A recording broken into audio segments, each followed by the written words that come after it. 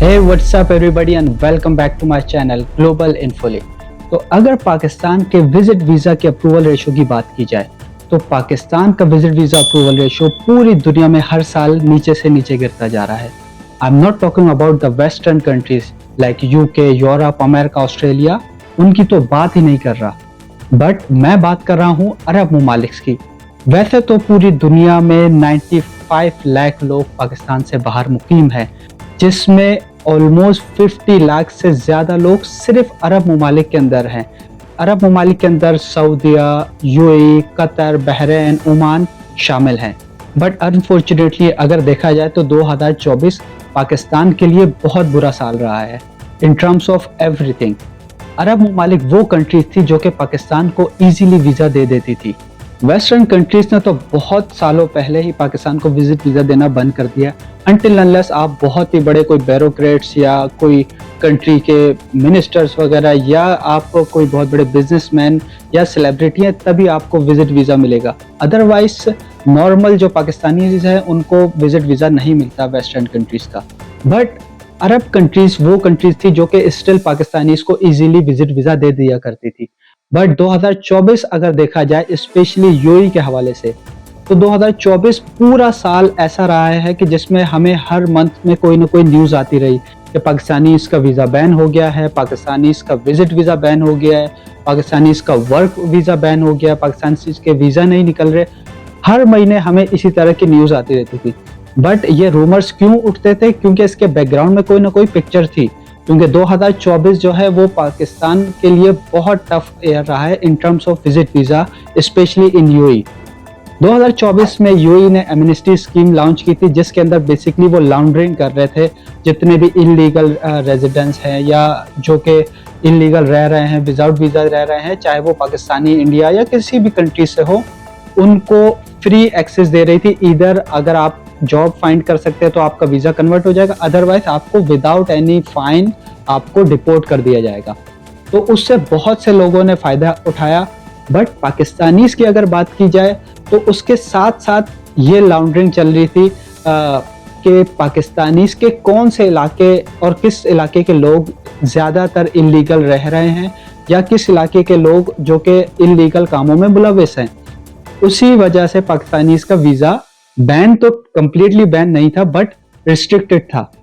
But अगर अभी देखा जाए तो 2024 का एमनेस्टी स्कीम ऑलरेडी ख़त्म हो चुकी है, और पूरे साल जब इस तरह की न्यूज़ आ रही थी और बहुत सारे वीज़ाज रिजेक्ट हो रहे थे, तो ऑफ कोर्स पाकिस्तानी एम्बेसडर्स या पाकिस्तानी हुक्काम उन्होंने राब्ता करने की कोशिश की यूएई गवर्नमेंट के साथ कि भाई वीज़ा रिजेक्शन की वजह क्या है, या वीज़ा बैन हो गया है हमारा, या हमें कम्प्लीटली रिस्ट्रिक्ट कर दिया गया है।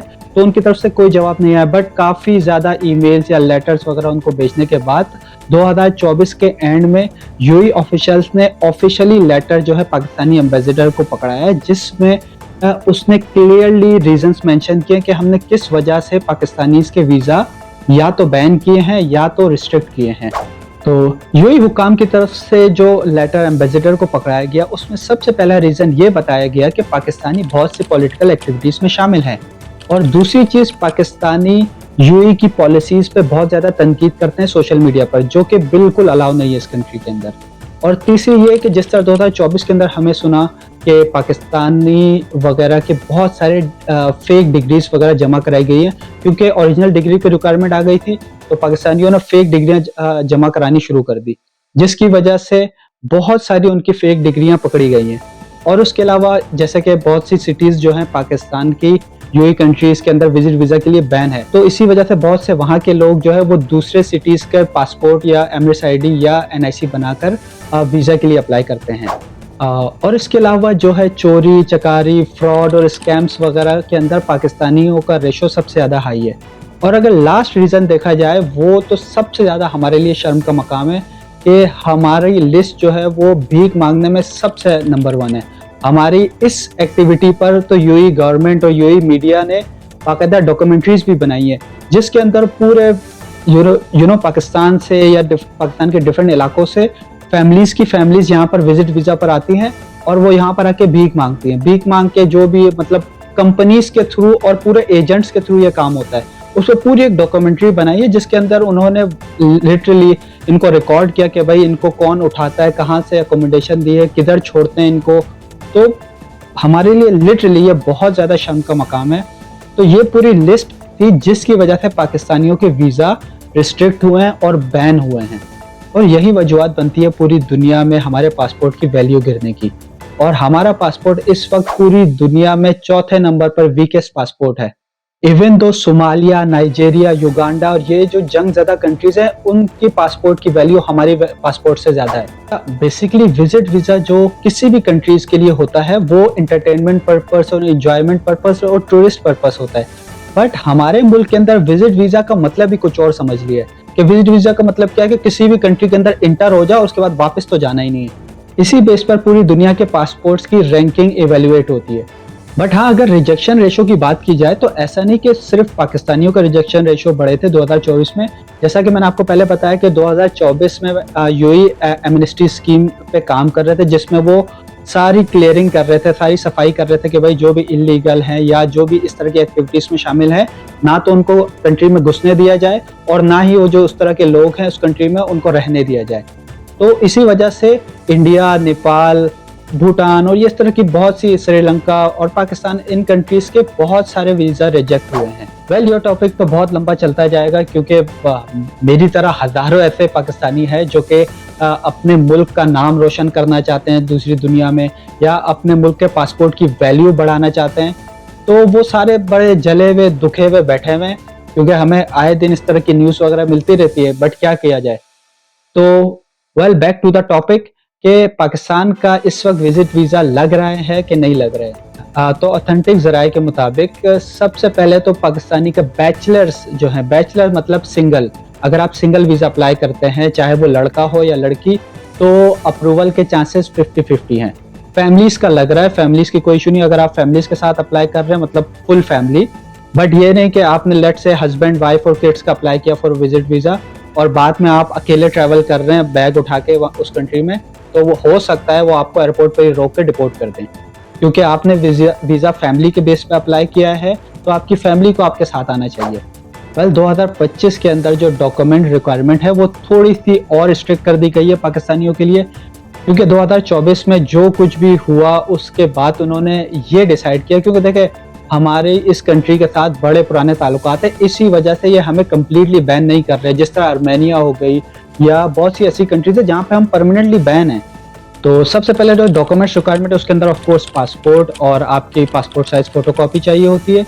और इस दफ़ा जो एड बैक किया है वो है कैरेक्टर सर्टिफिकेट, पुलिस सर्टिफिकेट आपके मुतल्लिका थाने से। बट ऑफ कोर्स जिस तरह पाकिस्तान के अंदर आपको पता है पुलिस सर्टिफिकेट किस तरह से मिल जाते हैं।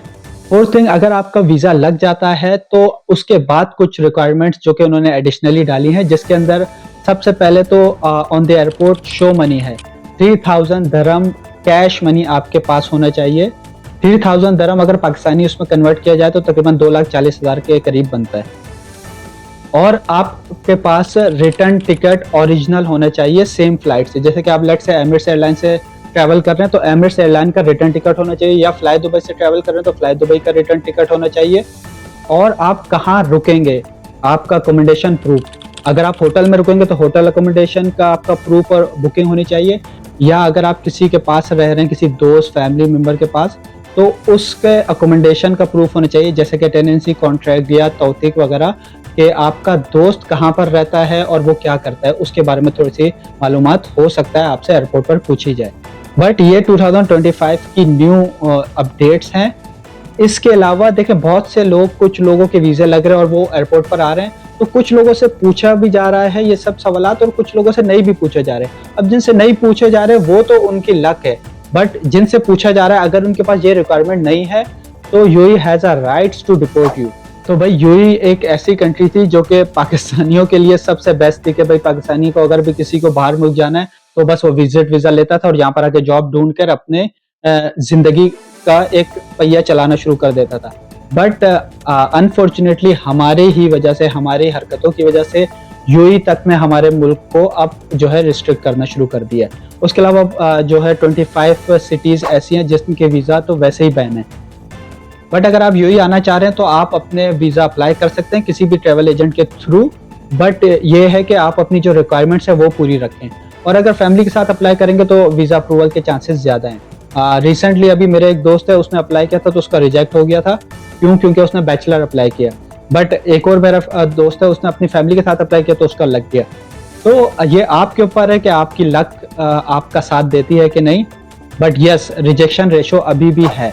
बाकी पाकिस्तानी वीज़ा के हवाले से और भी मैं वीडियोस बनाता रहूँगा, not only visa for UAE, different countries, चाहे यूरोप हो या कुछ हो। तो अगर आपको इस तरह की वीडियोस वगैरह मालूमात जाननी है तो प्लीज़ सब्सक्राइब माई चैनल। और अगर कुछ भी पूछना है इस हवाले से तो you can comments on my YouTube. इंशाल्लाह I will gonna reply you there. तब तक के लिए इजाज़त दीजिए, रब रखा।